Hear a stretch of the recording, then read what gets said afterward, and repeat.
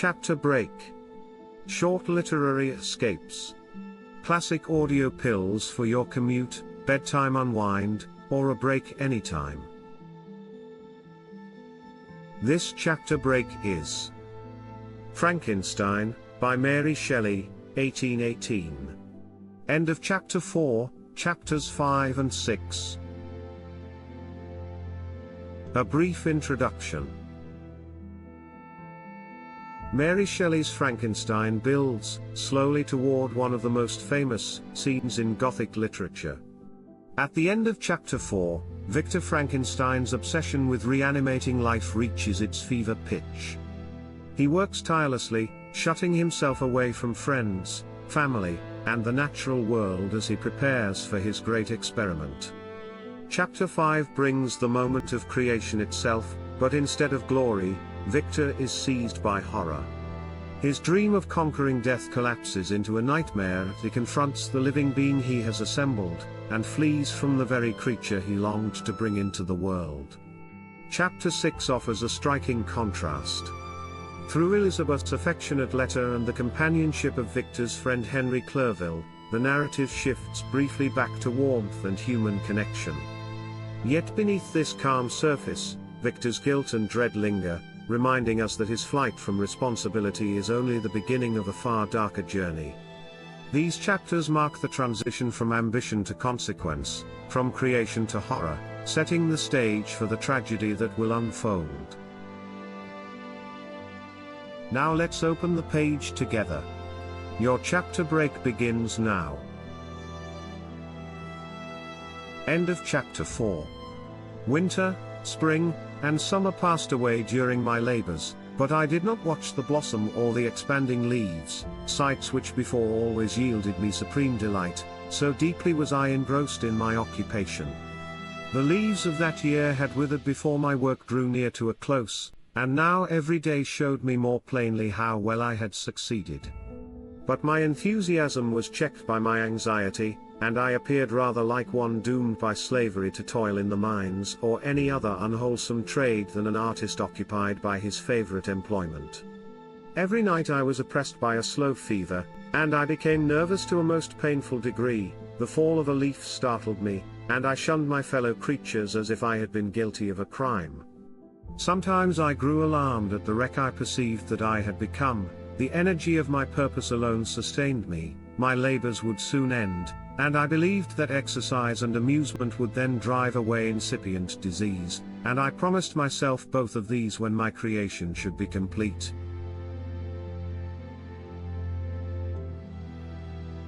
Chapter 5. It was on a dreary night of November that I beheld the accomplishment of my toils. With an anxiety that almost amounted to agony, I collected the instruments of life around me, that I might infuse a spark of being into the lifeless thing that lay at my feet. It was already 1 in the morning, the rain pattered dismally against the panes, and my candle was nearly burnt out, when, by the glimmer of the half-extinguished light, I saw the dull yellow eye of the creature open. It breathed hard, and a convulsive motion agitated its limbs. How can I describe my emotions at this catastrophe, or how delineate the wretch whom with such infinite pains and care I had endeavored to form? His limbs were in proportion, and I had selected his features as beautiful. Beautiful. Great God! His yellow skin scarcely covered the work of muscles and arteries beneath, his hair was of a lustrous black, and flowing, his teeth of a pearly whiteness, but these luxuriances only formed a more horrid contrast with his watery eyes, that seemed almost of the same color as the dun white sockets in which they were set, his shriveled complexion and straight black lips. The different accidents of life are not so changeable as the feelings of human nature. I had worked hard for nearly 2 years, for the sole purpose of infusing life into an inanimate body. For this I had deprived myself of rest and health. I had desired it with an ardor that far exceeded moderation, but now that I had finished, the beauty of the dream vanished, and breathless horror and disgust filled my heart. Unable to endure the aspect of the being I had created, I rushed out of the room and continued a long time traversing my bedchamber, unable to compose my mind to sleep. At length lassitude succeeded to the tumult I had before endured, and I threw myself on the bed in my clothes, endeavoring to seek a few moments of forgetfulness. But it was in vain. I slept, indeed, but I was disturbed by the wildest dreams. I thought I saw Elizabeth, in the bloom of health, walking in the streets of Ingolstadt. Delighted and surprised, I embraced her, but as I imprinted the first kiss on her lips, they became livid with the hue of death, her features appeared to change, and I thought that I held the corpse of my dead mother in my arms. A shroud enveloped her form, and I saw the grave worms crawling in the folds of the flannel. I started from my sleep with horror, a cold dew covered my forehead, my teeth chattered, and every limb became convulsed, when, by the dim and yellow light of the moon, as it forced its way through the window shutters, I beheld the wretch, the miserable monster whom I had created. He held up the curtain of the bed, and his eyes, if eyes they may be called, were fixed on me. His jaws opened, and he muttered some inarticulate sounds, while a grin wrinkled his cheeks. He might have spoken, but I did not hear. One hand was stretched out, seemingly to detain me, but I escaped and rushed downstairs. I took refuge in the courtyard belonging to the house which I inhabited, where I remained during the rest of the night, walking up and down in the greatest agitation, listening attentively, catching and fearing each sound as if it were to announce the approach of the demoniacal corpse to which I had so miserably given life. Oh! No mortal could support the horror of that countenance. A mummy again endued with animation could not be so hideous as that wretch. I had gazed on him while unfinished. He was ugly then, but when those muscles and joints were rendered capable of motion, it became a thing such as even Dante could not have conceived. I passed the night wretchedly. Sometimes my pulse beat so quickly and hardly that I felt the palpitation of every artery. At others, I nearly sank to the ground through languor and extreme weakness. Mingled with this horror, I felt the bitterness of disappointment. Dreams that had been my food and pleasant rest for so long a space were now become a hell to me, and the change was so rapid, the overthrow so complete. Morning, dismal and wet, at length dawned and discovered to my sleepless and aching eyes the church of Ingolstadt, its white steeple and clock, which indicated the 6th hour. The porter opened the gates of the court, which had that night been my asylum, and I issued into the streets, pacing them with quick steps, as if I sought to avoid the wretch whom I feared every turning of the street would present to my view. I did not dare return to the apartment which I inhabited, but felt impelled to hurry on, although drenched by the rain which poured from a black and comfortless sky. I continued walking in this manner for some time, endeavoring by bodily exercise to ease the load that weighed upon my mind. I traversed the streets without any clear conception of where I was or what I was doing. My heart palpitated in the sickness of fear, and I hurried on with irregular steps, not daring to look about me. Like one who, on a lonely road, doth walk in fear and dread, and, having once turned round, walks on, and turns no more his head, because he knows a frightful fiend doth close behind him tread. Coleridge's Ancient Mariner. Continuing thus, I came at length opposite to the inn at which the various diligences and carriages usually stopped.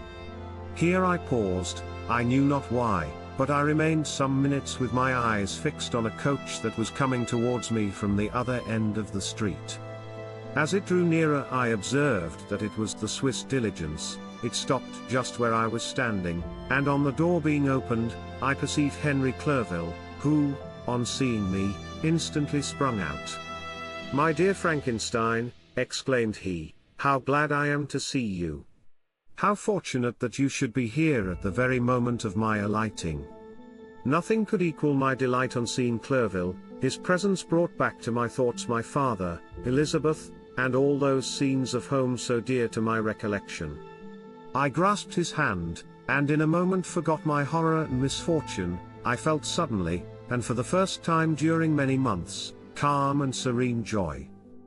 I welcomed my friend, therefore, in the most cordial manner, and we walked towards my college. Clerval continued talking for some time about our mutual friends and his own good fortune in being permitted to come to Ingolstadt. "You may easily believe," said he, "how great was the difficulty to persuade my father that all necessary knowledge was not comprised in the noble art of bookkeeping, and, indeed, I believe I left him incredulous to the last, for his constant answer to my unwearied entreaties was the same as that of the Dutch schoolmaster in the Vicar of Wakefield: I have 10,000 florins a year without Greek, I eat heartily without Greek. But his affection for me at length overcame his dislike of learning, and he has permitted me to undertake a voyage of discovery to the land of knowledge. It gives me the greatest delight to see you, but tell me how you left my father, brothers, and Elizabeth." "Very well, and very happy, only a little uneasy that they hear from you so seldom. By the by, I mean to lecture you a little upon their account myself. But, my dear Frankenstein," continued he, stopping short and gazing full in my face, "I did not before remark how very ill you appear, so thin and pale you look as if you had been watching for several nights. You have guessed right, I have lately been so deeply engaged in one occupation that I have not allowed myself sufficient rest, as you see, but I sincerely hope, that all these employments are now at an end and that I am at length free." I trembled excessively. I could not endure to think of, and far less to allude to, the occurrences of the preceding night. I walked with a quick pace, and we soon arrived at my college. I then reflected, and the thought made me shiver, that the creature whom I had left in my apartment might still be there, alive and walking about. I dreaded to behold this monster, but I feared still more that Henry should see him. Entreating him, therefore, to remain a few minutes at the bottom of the stairs, I darted up towards my own room. My hand was already on the lock of the door before I recollected myself. I then paused, and a cold shivering came over me. I threw the door forcibly open, as children are accustomed to do when they expect a spectre to stand in waiting for them on the other side, but nothing appeared. I stepped fearfully in. The apartment was empty, and my bedroom was also freed from its hideous guest. I could hardly believe that so great a good fortune could have befallen me, but when I became assured that my enemy had indeed fled, I clapped my hands for joy and ran down to Clerville. We ascended into my room, and the servant presently brought breakfast, but I was unable to contain myself. It was not joy only that possessed me, I felt my flesh tingle with excess of sensitiveness, and my pulse beat rapidly. I was unable to remain for a single instant in the same place. I jumped over the chairs, clapped my hands, and laughed aloud. Clerville at first attributed my unusual spirits to joy on his arrival, but when he observed me more attentively, he saw a wildness in my eyes for which he could not account, and my loud, unrestrained, heartless laughter frightened and astonished him. "My dear Victor," cried he, "what, for God's sake, is the matter? Do not laugh in that manner. How ill you are! What is the cause of all this?" "Do not ask me," cried I, putting my hands before my eyes, for I thought I saw the dreaded spectre glide into the room. "He can tell. Oh, save me! Save me!" I imagined that the monster seized me. I struggled furiously and fell down in a fit. Poor Clerville! What must have been his feelings? A meeting, which he anticipated with such joy, so strangely turned to bitterness. But I was not the witness of his grief, for I was lifeless and did not recover my senses for a long, long time. This was the commencement of a nervous fever which confined me for several months. During all that time Henry was my only nurse. I afterwards learned that, knowing my father's advanced age and unfitness for so long a journey, and how wretched my sickness would make Elizabeth, he spared them this grief by concealing the extent of my disorder. He knew that I could not have a more kind and attentive nurse than himself, and, firm in the hope he felt of my recovery, he did not doubt that, instead of doing harm, he performed the kindest action that he could towards them. But I was in reality very ill, and surely nothing but the unbounded and unremitting attentions of my friend could have restored me to life. The form of the monster on whom I had bestowed existence was forever before my eyes, and I raved incessantly concerning him. Doubtless my words surprised Henry. He at first believed them to be the wanderings of my disturbed imagination, but the pertinacity with which I continually recurred to the same subject persuaded him that my disorder indeed owed its origin to some uncommon and terrible event. By very slow degrees, and with frequent relapses that alarmed and grieved my friend, I recovered. I remember the first time I became capable of observing outward objects with any kind of pleasure. I perceived that the fallen leaves had disappeared and that the young buds were shooting forth from the trees that shaded my window. It was a divine spring, and the season contributed greatly to my convalescence. I felt also sentiments of joy and affection revive in my bosom, my gloom disappeared, and a short time I became as cheerful as before I was attacked by the fatal passion. "Dearest Clerval," exclaimed I, "how kind, how very good you are to me. This whole winter, instead of being spent in study, as you promised yourself, has been consumed in my sick room. How shall I ever repay you? I feel the greatest remorse for the disappointment of which I have been the occasion, but you will forgive me. You will repay me entirely if you do not discompose yourself, but get well as fast as you can, and since you appear in such good spirits, I may speak to you on one subject, may I not?" I trembled. One subject? What could it be? Could he allude to an object on whom I dared not even think? "Compose yourself," said Clerval, who observed my change of color. "I will not mention it if it agitates you, but your father and cousin would be very happy if they received a letter from you in your own handwriting. They hardly know how ill you have been and are uneasy at your long silence. Is that all, my dear Henry? How could you suppose that my first thought would not fly towards those dear, dear friends whom I love and who are so deserving of my love? If this is your present temper, my friend, you will perhaps be glad to see a letter that has been lying here some days for you. It is from your cousin, I believe."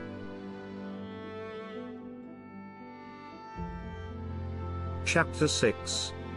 Clerval then put the following letter into my hands. It was from my own Elizabeth. "My dearest cousin, you have been ill, very ill, and even the constant letters of dear kind Henry are not sufficient to reassure me on your account. You are forbidden to write, to hold a pen, yet one word from you, dear Victor, is necessary to calm our apprehensions. For a long time I have thought that each post would bring this line, and my persuasions have restrained my uncle from undertaking a journey to Ingolstadt. I have prevented his encountering the inconveniences and perhaps dangers of so long a journey, yet how often have I regretted not being able to perform it myself.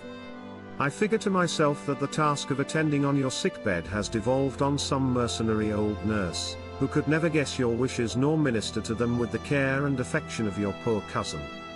Yet that is over now. Clerval writes that indeed you are getting better.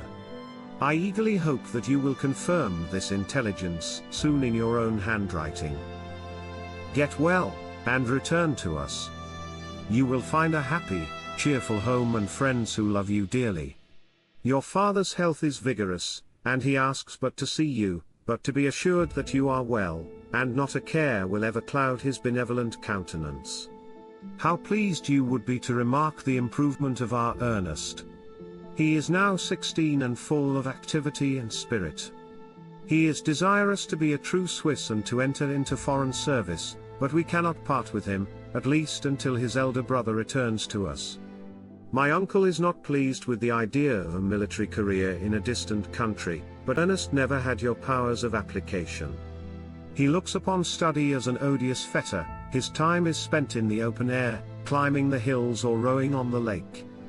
I fear that he will become an idler unless we yield the point and permit him to enter on the profession which he has selected.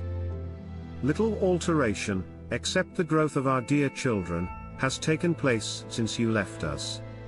The blue lake and snow-clad mountains, they never change, and I think our placid home and our contented hearts are regulated by the same immutable laws.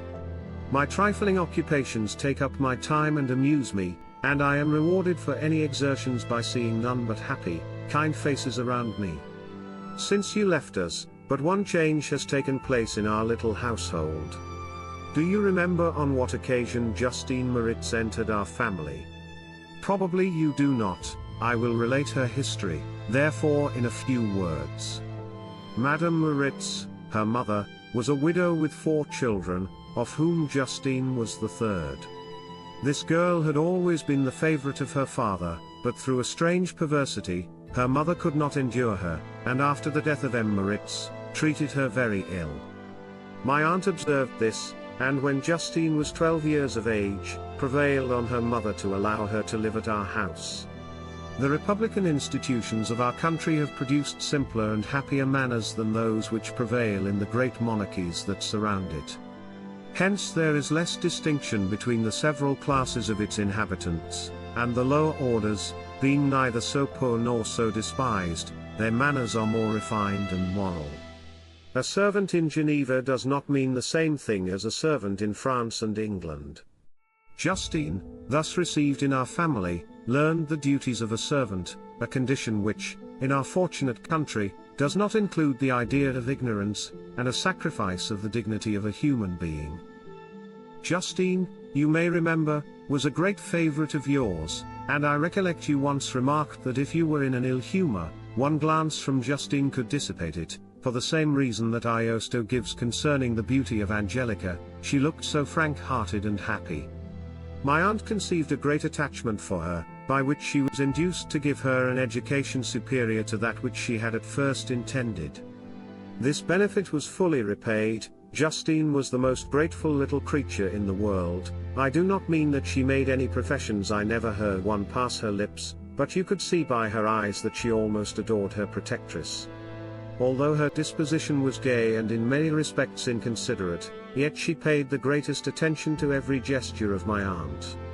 She thought her the model of all excellence and endeavored to imitate her phraseology and manners, so that even now she often reminds me of her.